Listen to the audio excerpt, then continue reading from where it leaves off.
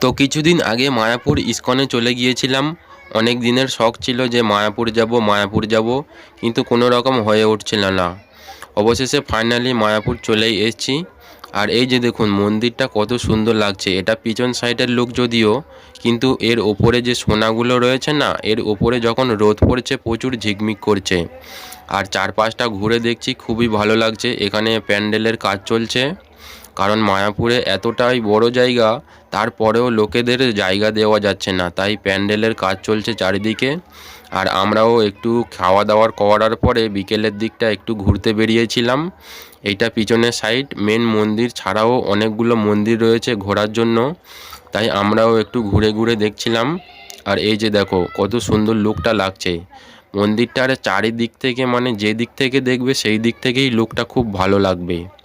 আর এই যে আমি, আমার দিদি, এইগুলো আমার জামাইবাবুর বন্ধু এবং তার ফ্যামিলি মিলে সবাই মিলে গিয়েছিলাম, আমার ভাই। আর এই যে দেখো এটা আমার ভাগনা।